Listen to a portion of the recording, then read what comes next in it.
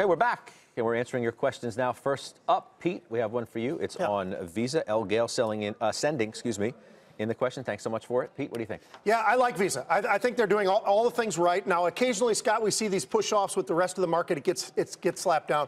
It seems to be a stock that seems to want to hover towards that 140 level pretty aggressively. You see it here, 137. So it's just around that level. Whenever it goes underneath there, underneath the 140, I think it's an outstanding buy. I own calls in there presently. All right, Joe, I got one for you from Jim in Providence. Thanks for the question. Lockheed.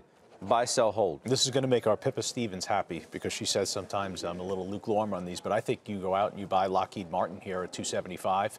I own Northrop Grumman. The story here with Lockheed Martin is a cash flow story. $7 billion is what the street is estimating over the next 2 years. I say that cash flow is going to be higher than that, somewhere about $8 to $8.5 billion. You've got Sikorsky helicopters. You've got missiles, you've got missile defense, you've got a very strong defense story here, and I think defense spending over the next 3 to 4 years is going to be stronger than the street's estimating. Surat, got one for you. Suresh in Somerville, New Jersey. Local question, thanks so much for it. UNH, earnings tomorrow. Great company. Drum roll, please. Great company, one of the best out there in insurance, but just highly valued. So I think if this breaks for a non-secular reason, something non-fundamental, you buy it. But at these levels, hard to buy. Let's get another viewer question in. How about that? Let's do it. Caterpillar. Bill wants to know the thoughts on Cat. Already talked about the industrials at the top. How about Caterpillar? Couple bucks lower. They were buying upside calls.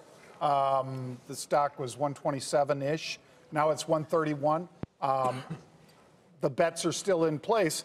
People are still holding on to them, so I like the upside. It trades too cheap. This is a great example of one of those names that got absolutely pounded, Scott. I own the stock, and I'm selling calls, and I own the stock. I've been selling calls against it about every 2 months. I sell calls against it because it got too cheap. I think it's still too cheap, and that way I can hold on to the stock with a little bit of downside taken away because of the premium I'm getting for those options right now. Interesting. And we had one on Duncan also. You like Duncan? Still right? own Duncan, yes. Not a lot of time to talk about it, but you like it. Yes, I like Duncan. I think We had Starbucks today. Yeah, you go. You like Duncan or Starbucks better?